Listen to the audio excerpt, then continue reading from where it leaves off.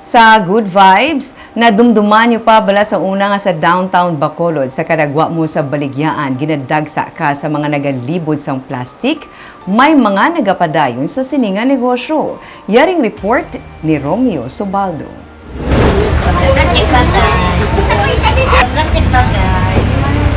Plastic bagay. Ay, gano'n. Ini ang linya sa 60 anyos nga si Edna Hermoso sa kada may maglabay sa may downtown sa Bacolod. Subugod las 9 sa aga, nagaplastaran siya sa gwa sa Baligyaan sang sapatos tubtub na maghapon. Suno kay Nanay Edna, 15 katuig na ini nga ginahimo. Nagkapamilya ng duha niya ka mga kabataan, kag napatay ng iya nga mister, pero siya nagapabilin sa gihapon sa downtown sa Bacolod kag nagalibod sa plastik. Una, nagbaligya ang plastic? Oo. Ano nga tuig pa na nangasugod? Ano na? Kadugay na di sa ako na. Ako na, nalipat na ako. Mga pila na ka-dekada? Kaya daw, mga 15 na. 15 ka tuig, nagbaligya ka plastic? Ang pinakabarato ko nga plastic, 5 ka pesos. May 10 ka pesos, may 15, may 20, may 25. Sa mga hindi maluyog magamit sa plastic, may eco bag man siya, tag 50 pesos. Ang pinakadako, 150 pesos. Bisan paano ko no, wala man siya ka zero. Makapuli siya sang 100 pesos, tubtub 150, okay na siya. Maibakal na siya sa sudan kag bugas. Sa isa ka daw, wala ka zero? Wala man, kanoy ang tagino. Tuod ka na? Oo. Ako yan, tigi ko mabindihan. Tapos, diin ka nga area, imo na area, diri lang. Di lang po yan. Suno sa iya mga kaupod, diri na si Edna natubuan sang uban. Ano? Nag-ubano na sa sangbaligyan plastic. Una pa na sa sinyo, de? Una rin sa sila yan. Una ka mo. Mo lang puro ah. Mo lang yan. Ano sa una, plastic, hindi kay ma'am? Kamuya? Pabiyan sa una. Punda? Sa tuanay, kadamo sa ila nagadagsa sa kada portahan sa Baligyaan pero subong tagsa sa ila, may kaugalingon na nga mga pwesto.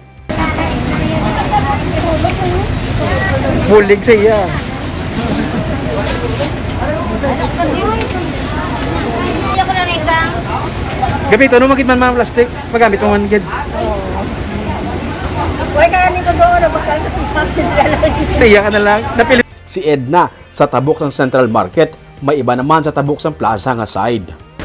Balik ka daman baligya plastic, may kanya-kanyang area. Hindi pwede magsaklaman na isang pwesto kay dapat may imo kaya permanento nga pwesto kay hindi ka mangagaw sa iya sang ibaan. Kay sindihanay naman lang sila diri sa downtown. Kaya kung iyan ang pwesto sa isa ka tawo, hindi ka na makasaklam dira. Sa sini naman nga side, ang nagalibod sa plastic si Elma Butoy kagang inipagid nga babayi. Ini naman kuno ang ilang area. Amunin pa kamuhi, ana mo naman og plastic. Halin sa una, amo ginipla kamuhian ko yung plastic. Pila ka tuig na? Ay, bilang may 12 anyos, nandire ko yan, nagtigulang ang sa inyo. Ang dumana. Ano manan man, kamunid na. Oo. Mag-otod ganinit na. Utod mo sid na.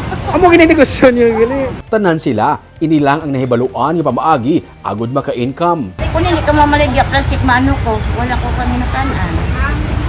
Ang wala niya ako. Kaloyan sa mga ginoo, mayaman ako na pagkanan. Wala sila nagauntat sa pagtanyag kag sa pagtindog sa bilog nga adlaw. Si Manang Edna, pagpauli sa ila sa handumanan, husto lang mamanyos ang iya nga mga batiis pagagabi para sa bilog nga adlaw nga tindog kag lagsanay sang customer. Pagkasunod nga adlaw, balik na naman liwat sa pwesto kag magtindog halin sa aga hasta na maghapon.